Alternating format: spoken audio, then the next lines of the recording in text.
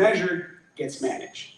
So in there you really have to take some time and, if you will, use some humility to say, all right, what are the performance metrics for our company vis-a-vis sustainability? And that might vary. For the bank, it means, can we measure how much water, quality water was produced by our infrastructure?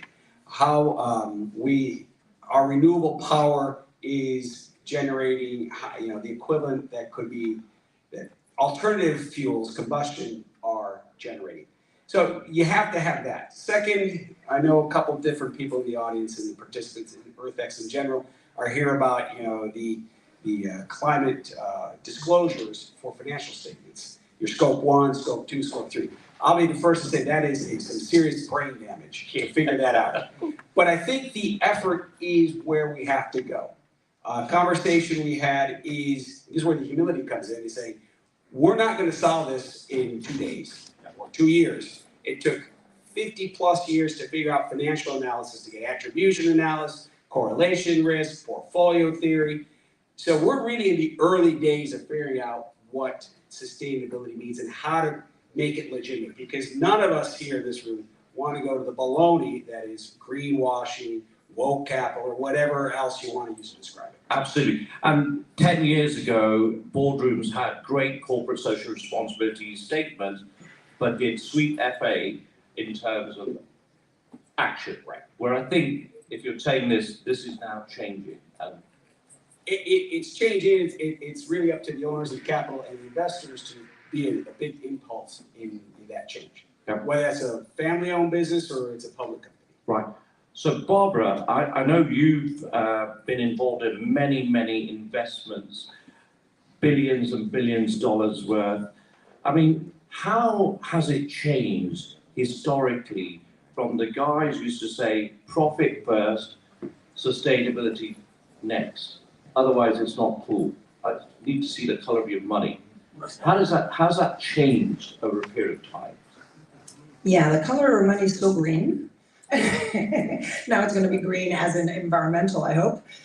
So, in the early days, I love that question. And you talked about humility, John. I'm going to talk quickly about simplicity. What I do, and if you will remember one thing about me, is that I am passionate about solving major global problems with simple solutions. And I think to answer your question, it's American know-how, or different folks right from different places. Let's say, speaking of America, it's just always straight line, simple solutions, and those are the people that really solve all the world problems. But the difficulty was to get the brighter minds, let's say, on Wall Street to understand the vision of sustainability. So the question I was going to ask you, and I'm going to also say to John as well, but more you, Barbara, if you're approaching a bank and saying, hey, I need $4 billion for a particular project, would the bank come to you and say, okay, we know what the profitability, where the business plan is and how the break-even point is? Do they ever ask you, okay, what's your sustainability policy? How are you going to do this with that kind of money? Do they ask you now, or did they ever ask you before? No, they never asked before. So I'm full Wall Street, right? East Coast, West Coast for the most part. In those days, I'm London, of course, and in various places. What happened is clients come to me with projects and total sweethearts, bless their heart, and they'll say, oh, we need to produce water for the DoD in Iraq, or we need to solve famine in Ethiopia.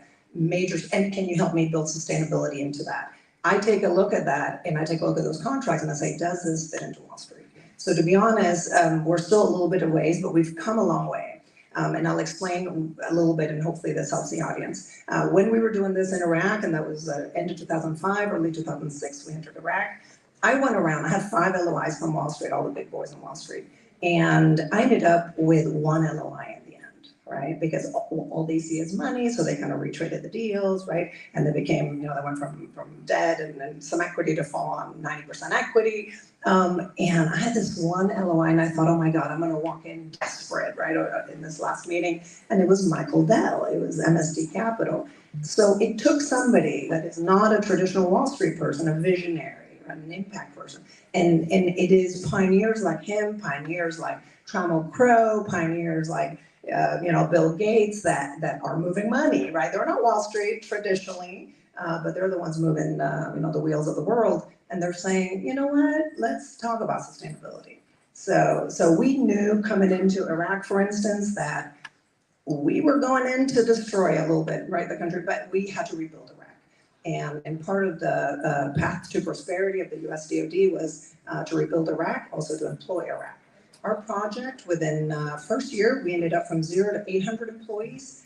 We ended up with 17,000 employees by the end of 5 years. And that was all locals from 16 different nationalities that needed jobs. And we also rebuilt 14 elementary schools in the process. Right. So that's sustainability and impact. Okay, Matthias, I'm going to come to you. I know you're born and bred in Fort Worth. I can tell by your accent that you're from Fort Worth, because I come from Dallas, as you can tell. So I just wanted to know, in terms of how do you find the difference in sustainability between Europe, Germany, France, Italy? Because we always thought that they were ahead of the game. How does that now apply to Mexico and USA and even Texas? Because Texas is not got the best reputation for sustainability. And how are you as a company finding that business development within your circular economy? Yeah, very good question. It's going to be a tough one. It's a tough question. Now you wish the other moderator turned up. No, I think, of course, we were talking about lunch, what media maybe also has influence of. I think, of course, maybe in Europe you have a little bit another perspective, what is going on around the world with sustainability, what we need to do around CO2 decrease, etc. And of course, here we are maybe a little bit behind this thinking. Is it behind? I don't know, but it's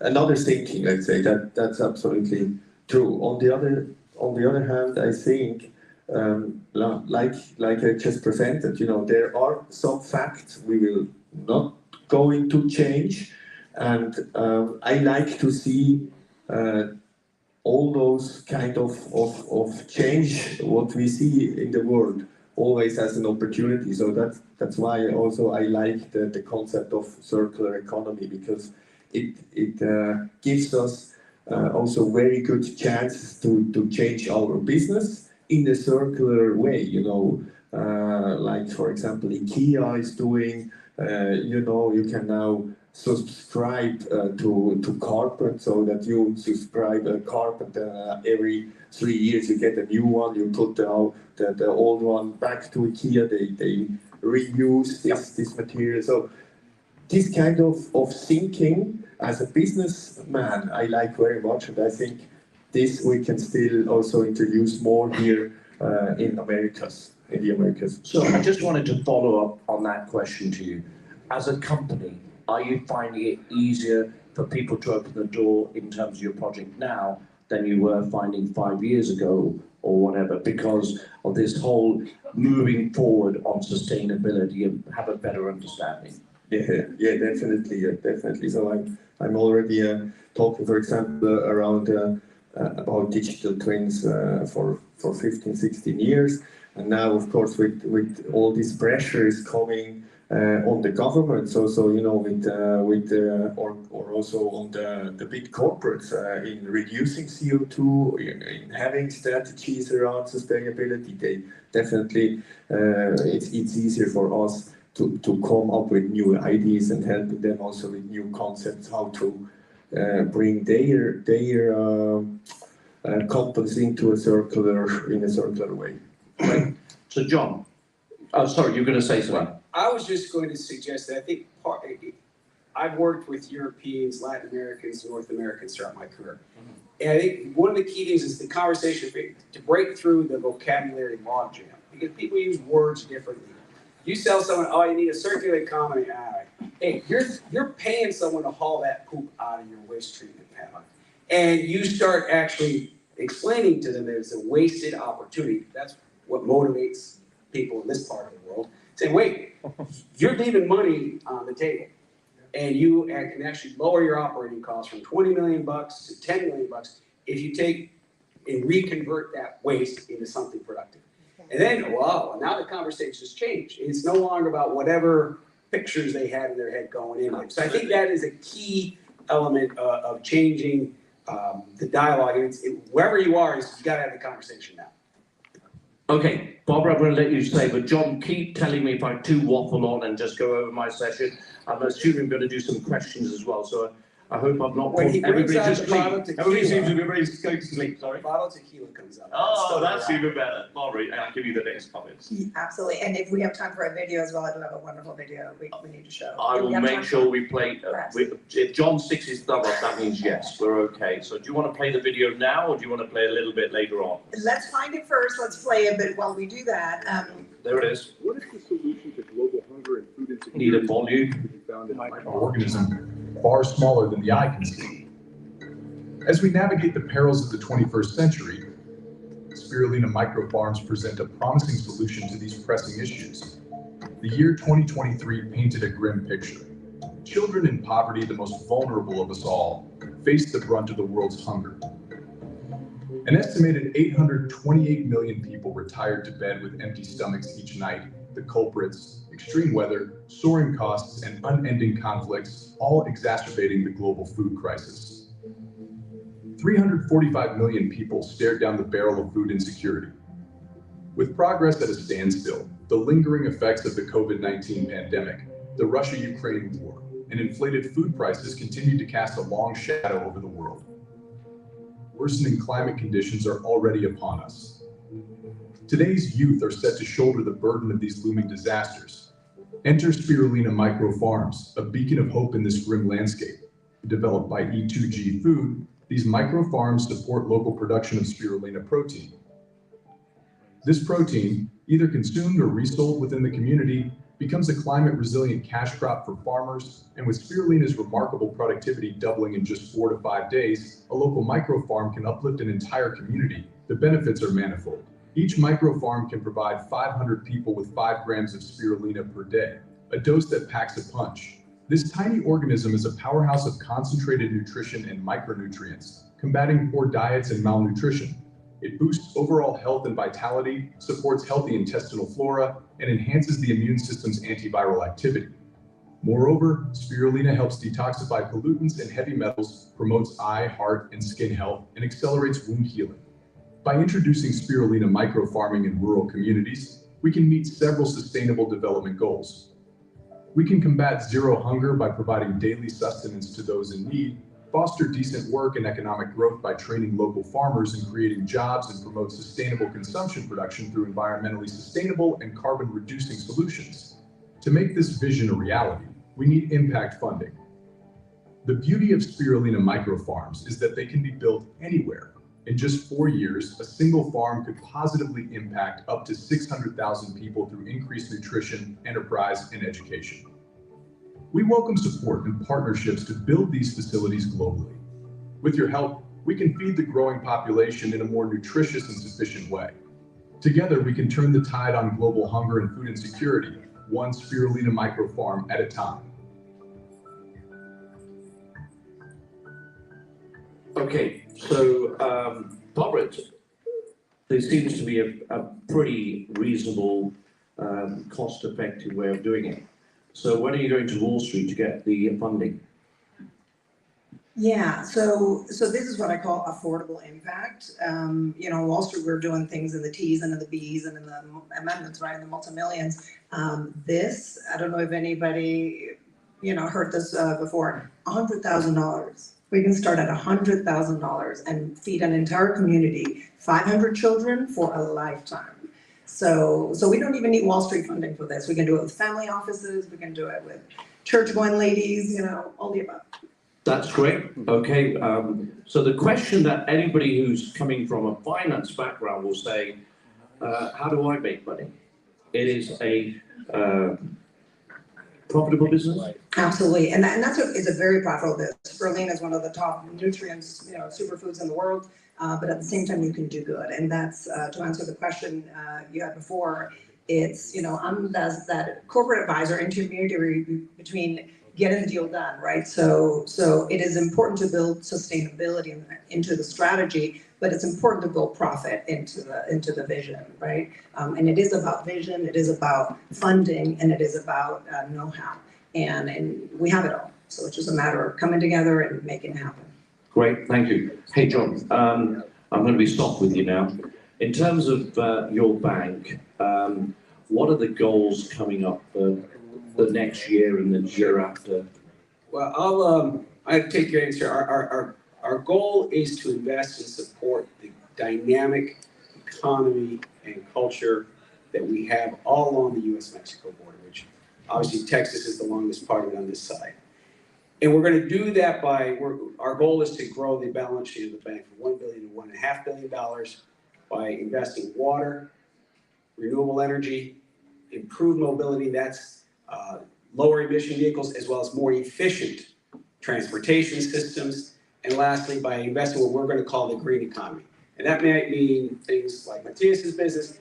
What is the investment needed? What's the infrastructure needed to turn waste into profit? What is the investment needed to conserve energy? We all don't want to live underneath solar farms. So we do need to figure out how to use less energy, how to use less water.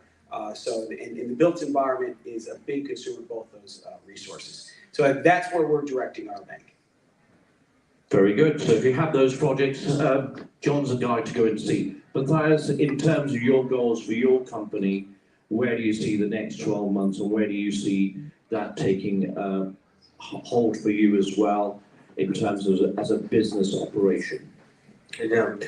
So again, I come back quickly to that, what you said already before. For me, of course, it's also the most important that we make business and we also helping our clients still to make good business, also circular economy, or that what I said with the IKEA example. So suddenly you have a subscription business, for example, so it's more sustainable. And this is actually as well what we want to do with our companies. We want to help to maintain then this digital twins, this digital minds, that they stay, of course, always actual. And hopefully we have then a healthy business relationship with all the owners, with all the real estate owners, and help them to maintain their mind and their digital twin, so that they can produce much quicker what they are producing or what they are selling. And of course, we want to hopefully expand more around here, Mexico, the US, where all the big investments are going on with new plants which are coming up. So this is where we want to support. Excellent. Barbara, goals for the next 12 months? I see a huge future with Mexico and US. You have a Latina in Wall Street, you have a Latina in Dallas, you have a Latina in government, state government. So come see me if you have any projects, but that's what I do. I help with expansion, international, or coming into the US. Let's build in good profits, let's build in good sustainability in there, let's create an impact. John, do we have some time for questions from the audience? Oh, excellent. There's the first question. Hello again. Give him a hard time. Who want to give a hard time? Hello. You have the mic?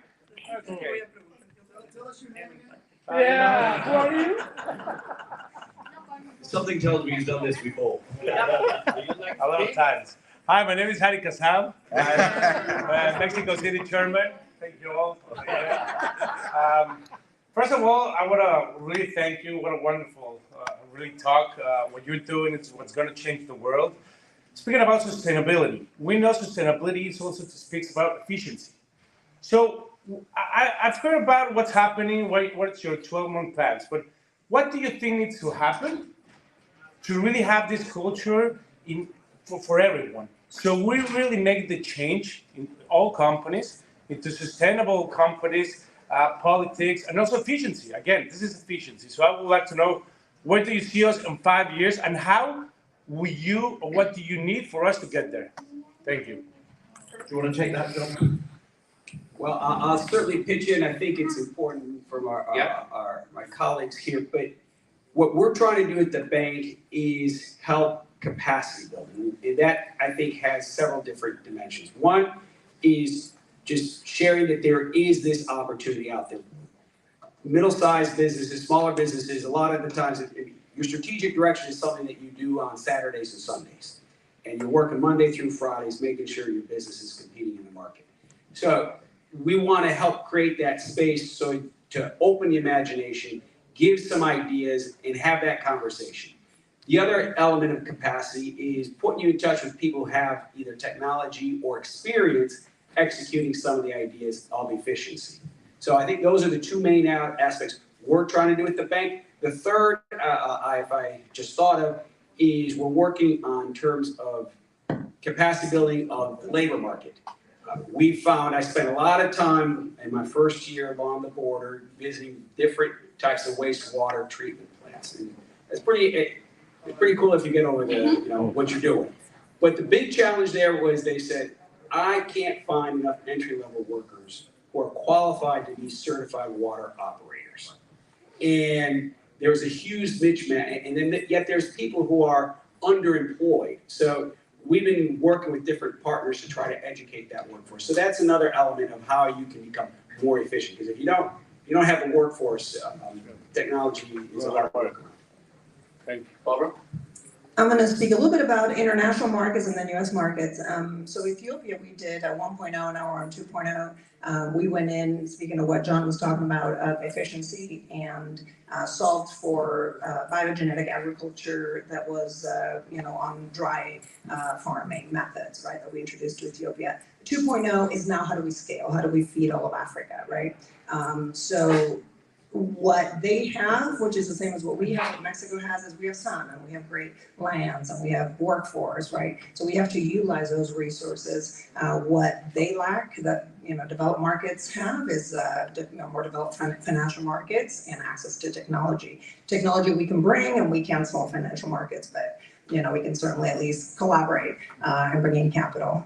We may not be able to take the capital out on all projects. US, real quick, is a different story. Of course, we're a developed world. So one of the things that I've seen here, and it's very cool, and I hope this is happening as well in Mexico and throughout the world, is building sustainable cities. Right, so we need more resilience, we need more independence, microgrids. We need to kind of go back a little bit, slow down and go back to the old ways and build some, self-sustainability into our cities. Thank you. Matthias, you want to add anything on that? Only quickly, I think I said it already. Do it compelling. It must be compelling, and compelling means to me it makes money, or it makes there is some pressure somewhere. Why we want to change, why we want to bring down costs or whatever, and I think that in the end it goes back to this work and to my examples what I have given before already. So effectively, we'll have the next question. So I think the way we're saying is, in the old school days, it's like a